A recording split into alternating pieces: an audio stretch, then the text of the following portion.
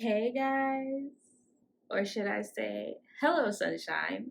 Welcome back to another season of She Glows by Glory. We've been at this thing for about a month or so now, and I took a break at the end of 2022. One, because work was working your girl. I couldn't catch a break. But two, I also want to be sure that I'm being very intentional when it comes to this podcast. I don't want to just come on here and talk about just anything. I want to make sure whatever I speak about, whatever we talk about, has meaning, that you get something out of it, that it speaks to me and it speaks to you at the same time. So, with that, bear with me. I am going to change it up a little bit instead of trying to make it every week. That is a little bit too much for your girl right now. I'm going to make it at least twice a month. That gives me time to do my research when I need to do research. It gives me time to study where I need to study, but then it also allows me to breathe and not feel like I have to be on the roll like that. So with that, let's first Happy New Year. I know it's like the third, fourth day of February, but I haven't seen y'all, so you're gonna get this Happy New Year out of me. And we're going to do a little bit of a recap of how the end of last month or the last year went, and last month too, because last month was interesting. Let's start with the fact that towards the end of 2022, I got sick again. Yeah, I think that was the very last episode that I recorded was when I was getting over that. Right after that, I had a snake in my apartment, y'all. If I could, I'd post a picture, and if I can, I will put it up here. But there was a snake in my apartment. Mind you, it was like 10 at night. So there was nobody awake. And it was sitting by my front door. I got up to go use the bathroom. It's looking at me, looking at it, looking at me, wondering why it's in my space while I'm in his space. We're looking at each other like somebody's not supposed to be here. And me being the one that pays the rent for this place, it was him. It was him. So yeah, that's that happened. I finally got it out, got outside, found a neighbor, poor thing. She a real one because she had just got home with her kids. I'm like, I need you to come help me with this snake. I don't know your name. I don't know your life story, but I need you in this moment. And, God worked that out. So, shout outs to her, shout outs to God. I got sent to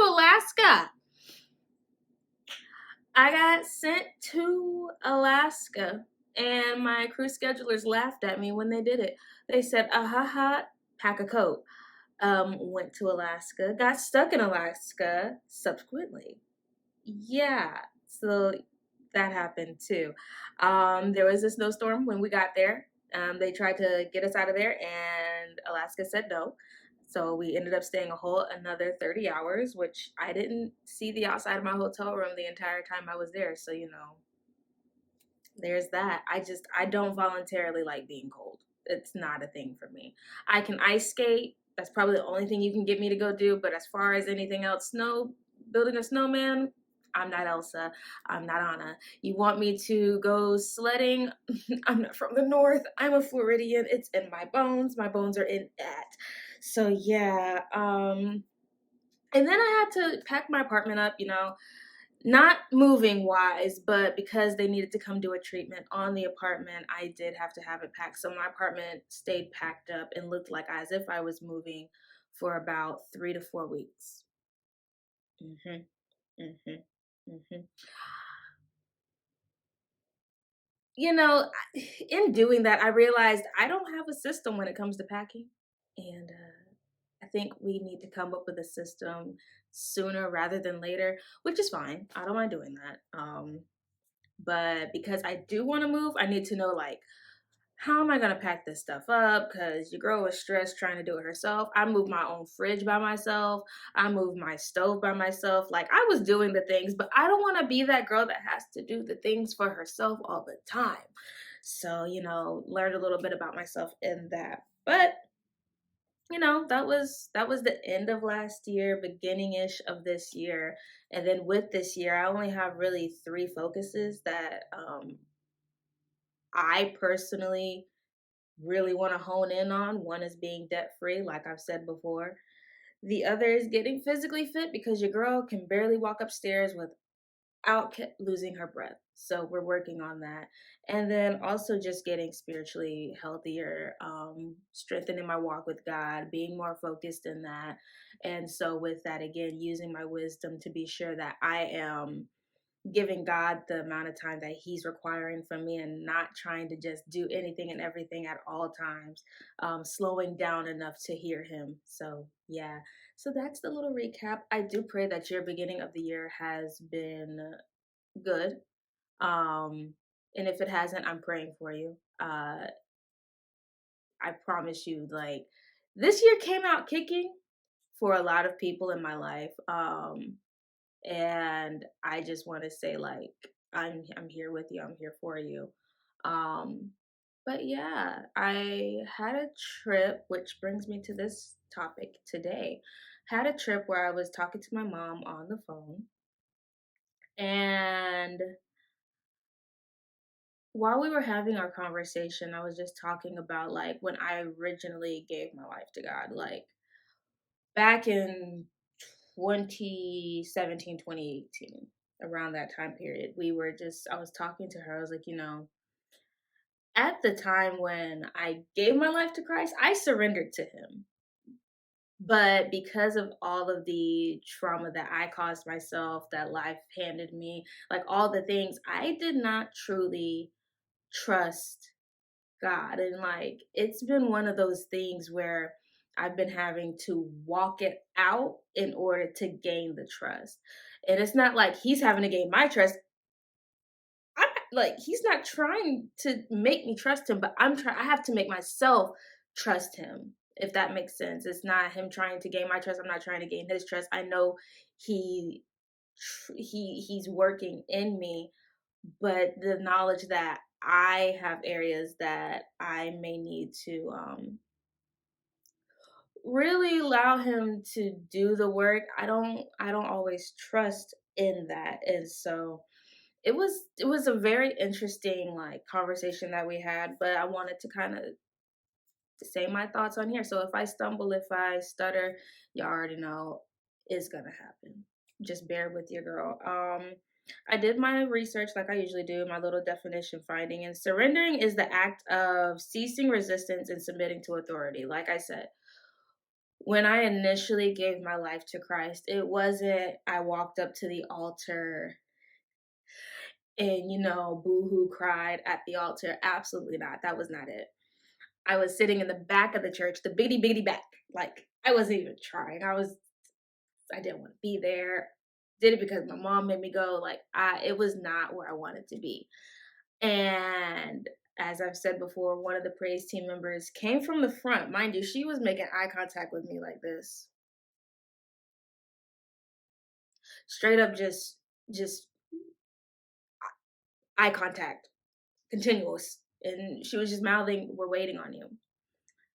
We're waiting on you." And because I'm stubborn, I'm sitting there like, you gonna have to keep waiting, sis. And she said no. And she came down. And in that moment, I was like, okay, God, whatever you say, you got it. I'm here. Here we are. You want me, you got me. What you gonna do with me? Like, it wasn't one of those moments where, God, I've come to the end of myself. But I was so tired of being angry and being just this hard rock of emotions that I was like, okay, fine. Like, you got it. You got it. I mean, of course I did cry. Like, I am a crier. If you get me emotional, tears are gonna run. But in that moment, I was like, it was an aggravation. And so though I surrendered my life to Him, I hadn't fully like gone through the motions to gain trust with Him. Like, I was like, I'm a Christian now. Don't really know what He's gonna use me for. Like, what can He use me for? And having to rewrite that narrative in my brain, because that's what I truly believed for a very long time. I thought that because I wasn't really like the popular person, I wasn't the most outspoken person, I was very introverted, still can be very to myself, not as introverted as I used to be. But because I didn't see myself as being a forefront person, I was like, okay, God, Yeah, I belong to you. Yeah, I'm going to heaven. That's all that matters to me right now. I'm good. But I wasn't willing to trust him with me. I still felt like I could do things the way I wanted to do them, how I wanted to do them, and be okay. And it really wasn't that at all. As I began to get more curious about what our relationship could be, that's when he started to show me, like, hey, I need you to trust me that I got you. And that can be hard for a girl like me, because if you're anything like me, you only grew up in a one parent household. And I don't put any of my downfalls on the fact that I only lived in a one parent household. I love both my parents so much. Both are ride or dies. One's a little more crazier than the other. I'm not gonna say which one is which. They both know I love them with all of my heart. But I dealt with a lot of can I trust you? Because I haven't been able to trust certain people in my life. And I don't think we sit with that a lot. I don't think we sit with the fact that you not being there hurt me. Like you not showing up shows up in my life. It shows up. Like you not being there is there for me. Like I had to get to the point where I'd be like, not even get to the point. I was at a point where I would pray for stuff, but then I would go do it instead of waiting for God to do it for me because I was so used to, okay, if I want it, I got to go get it.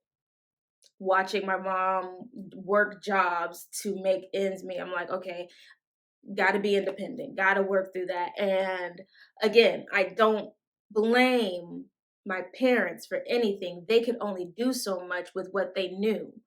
And I would rather, and this might, I'm gonna talk it through. You gonna understand me at the end of it.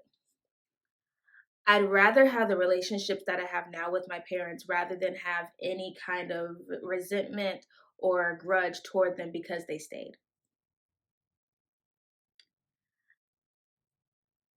Me now versus the me little girl who was there. Though, yes, she needed both parent figures in the house to grow into a full version. That full version would have still been broken even more than what I had to learn how to let God heal. And I don't think we ever like sit and say, yes, it hurt. Yes, it sucked. Yes, I wanted to be a mama's girl. Yes, I wanted to be a daddy's girl. Yes, I wanted to be able to look up to this person. But I am so glad that I can now have a relationship with that person and not be hurt by what they did not know and put on me versus what they did not know and took away from me. I hope that makes sense for y'all. It made sense for me in my head. We're gonna keep going. But um in that I'm learning now, like, I am allowed to be vulnerable. And vulnerability is something that comes with trust. Trust comes with vulnerability. Learning to allow God into those naked places where I'm like, I don't really want to show this to you because I'm embarrassed by it, but you have called me to lay it out for you. Your word says, trust in the Lord with all your heart and lean not into your own understanding. And so I'm learning to, God, in this area, I feel very naked. I feel very vulnerable and I don't like it. But because you have called for me to hand this over to you, I am trusting that you're not going to hurt me because he's not going to hurt you.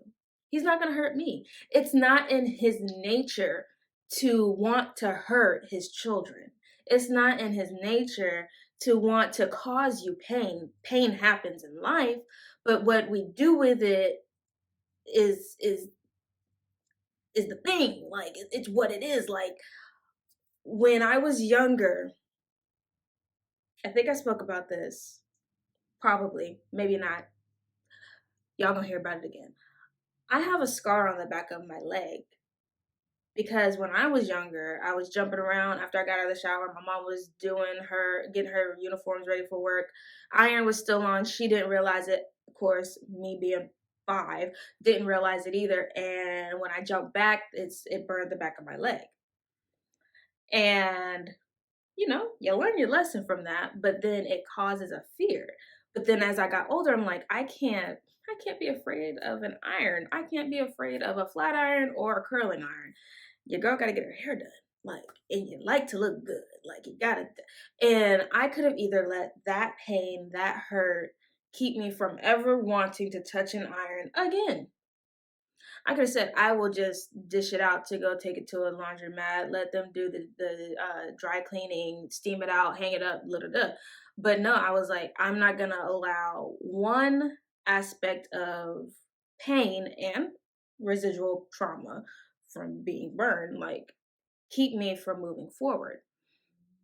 Another instance, I remember I was young and I took my brother's skateboard. We were riding up and down the apartment complex and I ran over my finger. Don't ask me how my hand got under the wheel. I don't know. Don't ask me what I was doing in order to do that. I don't know. I just know that when I got up, my hand was bleeding. And I ran back inside, of course. I'm dramatic, screaming, crying, snotting all over the place. My mom looks at, she's like, oh, you'll be fine. And in that moment, I could have said, bump everything that has wheels. Everything that has wheels. But I would have missed out on the joys of learning to ride a bike, would have missed out on the joys of learning to ride roller skates, I guess the thing I'm trying to get at is when we allow certain aspects of our past or things that have happened to us to dictate how we go forward in any kind of scenario that may even hint towards it. Not saying toxicity. We're going to get into that one too. But when we stop ourselves from enjoying life because of X, Y, and Z that happened in our past, that we keep holding on to it, we are robbing ourselves of fulfillment, of finding joy. Like, if you burnt yourself in the kitchen but you like food and you enjoy the process of cooking, are you gonna stop cooking just because of one time? But I want to move over into something else real quick, so y'all gonna work through this with me. When I first thought about this conversation, this topic, again, I was on the phone with my mom. Then I started getting ready for my trip, and then God slapped me in the face. And I'm pretty sure y'all have had moments when you're like having a conversation and God decides to hit you with the realness of what the conversation really is, or he hits you with something and you're like, yo, I never even thought of it that way. And the one thing he hit me with was, a lot of times my children surrender their will to me, but they won't surrender their ways to me. And that's a problem. And like I said, it hit me with a ton of bricks. I'm pretty sure when you hear this, it's going to be like, okay, but why would you say that? Why, what? But the way I see it is, we say, God, if it be in your will, I want X, Y, and Z. Lord, if it be in your will, this. And he's like, it is in my will. He gives you the confirmation for it, but he has not given you the direction and how to achieve it. And so you go and do it your own way. And it made me think about Abram and Sarah. And when God said, it's my will to give you a son. And Sarah said, okay, well, we're going to do it this way because I don't see how it can work any other way than you go get Hagar, y'all go do y'all thing, have a kid, and his will is done. That's not at all what he said. He said, you will have a child by Sarai. Like, that was the will and the direction of the plan, but because it wasn't in the timeline that they thought worked the way it was supposed to work, it caused a lot of issues. Maury couldn't have had any more issues than that, but y'all forgive me. It's been a long time. I've missed you guys. Back to our schedule.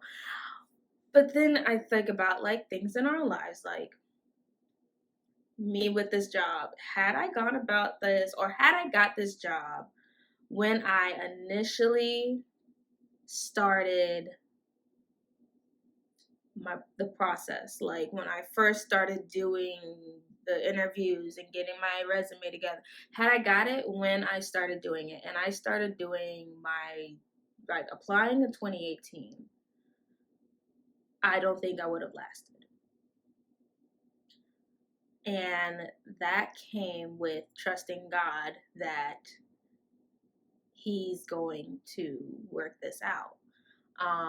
Something that I remember was I did not tell my job that I was applying to be a flight attendant until I got my face-to-face interview.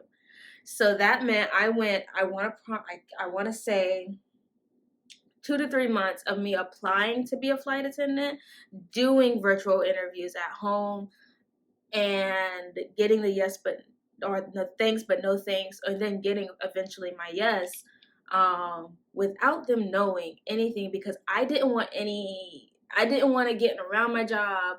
I didn't want it seeping through the cracks that, oh, she's leaving, oh, she's trying to go. Like, I wanted to make sure that if this is God, God speaks. If this is what He has said, because if you remember when I told you the testimony of me even becoming a flight attendant, I was going into the military, and that was my way of getting out of Fort Walton, and it did not work. But in this, I was like, okay, God, I'm trusting that you said this. You gave it to my mama. 95% of the time, what she say come from you. So I'm trusting you in this, but I'm not going to speak on it until it happens. Hold on. That was good. Don't speak on it till it happened. Like, it was I would guess you could call it a test for me to make sure that I trusted him. Like, not him testing me like, do you trust me? No, testing me like, do I trust him? Like, do I trust him? Like, it was one of those things I had to sit there and be like, okay, I'm going to do it. I ain't going to speak too loud about it. I'm really not going to speak loud about it, because if it falls through, I don't want to look dumb. And that was a self-preservation kind of tactic that I had. And got my face-to-face, and I then let them know, hey, I'm going out to Dallas to be a flight attendant. I'm going to go do the interview, and I will be back. And by the grace of God, they gave me the dates off. They're like, oh, yeah, sure. But when I did come back, like I said, through the grapevine, it trickled on down. And so I went about 2 to 3 weeks without hearing whether or not I got the job. And so it was one of those things that was every time it's like, have you heard back? Nope. But here we are. Have you heard back? Nope. But I trust God. It was the first time I was like, I trust him. I ain't got nothing else to do. I gotta trust him. He's done this. And I remember at my face-to-face going into the bathroom, staring at myself in the mirror and saying, we've come too far not to leave this place without a training offer. You've come too far to not get a job out of this. That was my thing. Like, I've come way too far to not get something out of this. And I want to say, if that preached to you, let me know. But we're going to keep going. And I just, in that, I was like, okay, God, I need to hear something. I need to hear it. Like, please. And I remember coming home from work one day, going to my room, and I was like, I just want to know.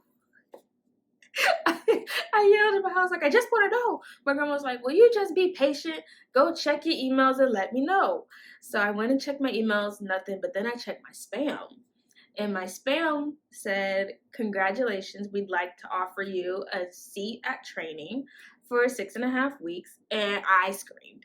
And I had tears of, like, this is surreal to me. But it was also like, God, you really did. You said this. Granted, I still got to go through 6 weeks, but you said that this was the job for me. And so in that helped my trust immensely. And then even now, your girl's about to hit 4 years in the job. I love it. It has its days where, it's tougher than others. But I have learned that if he's brought me this far in my career, if he's brought me this far in my relationship with him, if he's brought me this far, as in to give me the things that I've prayed for, I have no other choice but to trust him. So, in that, I really want you to understand that things may not always work out the way you think they should.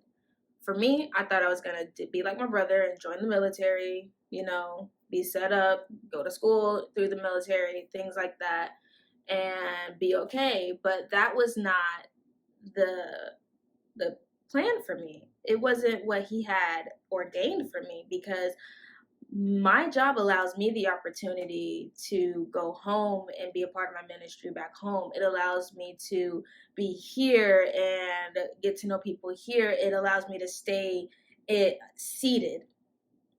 Whereas every 3 years, every 4 years, I would have been moving around. This allows me to be grounded, because if it's up to me, I'm going to be based in Dallas for the rest of my career. Now, whether God has different plans for me, if he decides to say, you need to go back to New York, we're gonna have a conversation, but I'll do it. But it's the fact that I don't have the stress of having to repack all this up and unpack and start over. Starting over isn't bad, but it is stressful. Like, it can be very stressful. Even doing this job, the beginning of this job was stressful, and everyone's like, well, would you trade companies? Will you go to a different company? I remember one guy at my job, he was a guest, and he was like, you made it in with this one. Now you just gotta bump and go through all the, like, your end goal should be Delta. And I was like, glad to hear that. Okay, I'm gonna keep that in mind. And after I went through training, I said, you won't catch me doing another 6 weeks of training. So here we are. I'm rocking with you. You rocking with me. We here together forever. Because I'm going to be very real. For those who are interested in becoming a flight attendant, for those who are in flight attendant training, I want you to save up your money. Save money, at least $2,000. And one day I will do kind of not really an in-depth talk about this, but I will do a podcast where we just have a powwow about everything, all things flight attendant, favorite trips, tips, things that I keep packed, all of that, we'll do it. But pack, save money, don't overpack. You won't need it. And don't forget God. Don't forget God. Because in training, you're going so much. You're going to have to find a way to get fed. Thankfully, training was out here in Dallas. I was able to make it to the Potter's house, like once. But I had to make sure that I was feeding myself, because you are going. Test, more test, people. You're surrounded by different people. You're away from home. If it's your first time from being away from home, you are away from home. And that can weigh on you. And in that, I remember saying, God, wherever you send me, I'm going to stay there for a year, because I don't want to move without you. But even in that move where I was put for the first year, I had to learn how to trust God and keep in my mind. And that's a whole different conversation. Like, to keep my mind, to not let me go crazy, to not let me get in my own head, to not let the thoughts win, to not let the outside attitudes, personalities, issues, learning New York, learning all those, not letting my mind go, trusting him with my mind, not only my heart, but my mind. That was, baby. That was a lot. And it was touch and go. It was touch and go for a moment, but At the end of the day, I did not want to get back to a place where I lost myself. A lot of you probably see my ring on my finger. This is my promise ring to myself.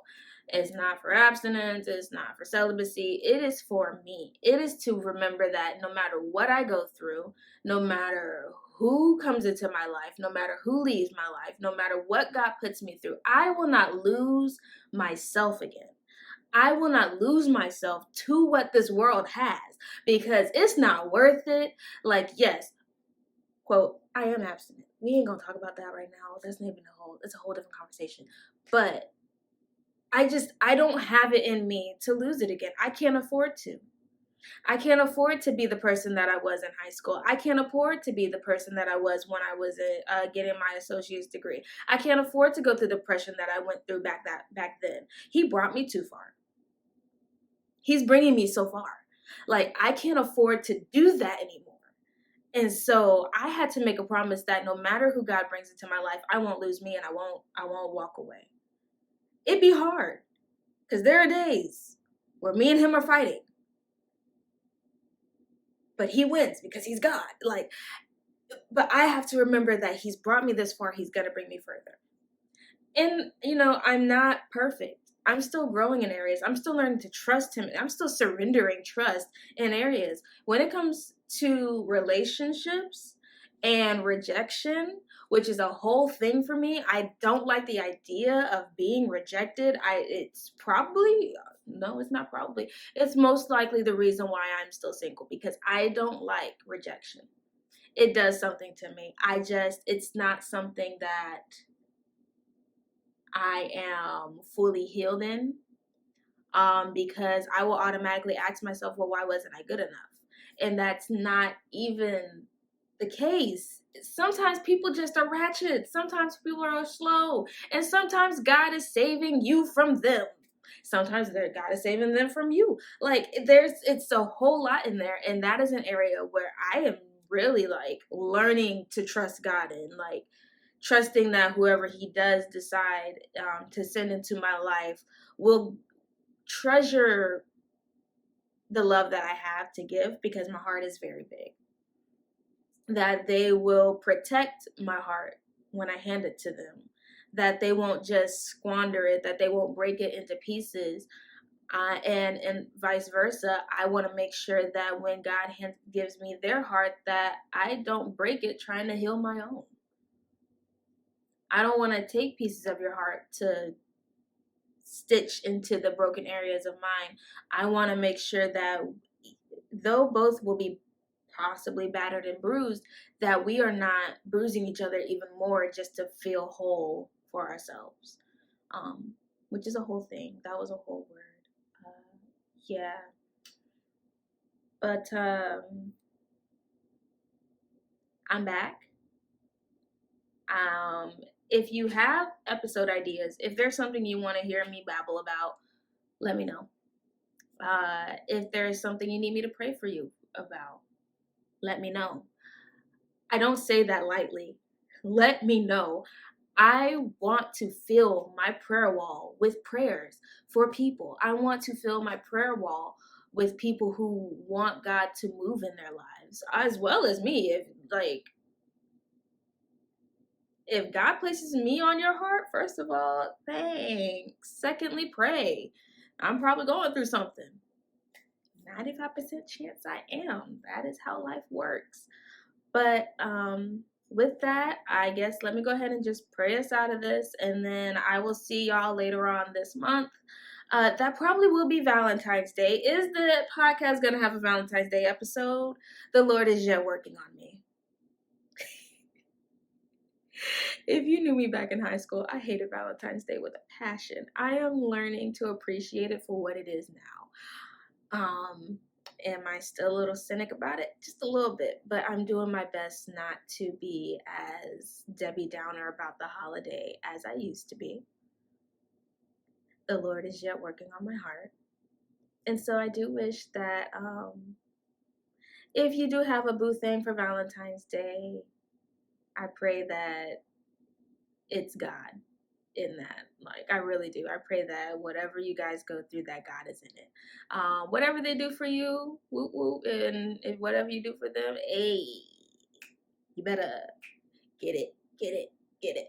But with that, Lord, I thank you for today. I thank you for this moment, Lord God. I thank you for allowing us to learn to trust you in seasons and in steps, Lord God. And Lord God, even when we decide to surrender our wills to you, Lord God, that you teach us how to also surrender our way to you, Lord God.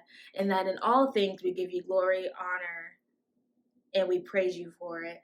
Keep us as we go through our week. Keep us as we go through the rest of this month, and let us come back better than we have before. I thank you for it. It's in your son Jesus' name I do pray.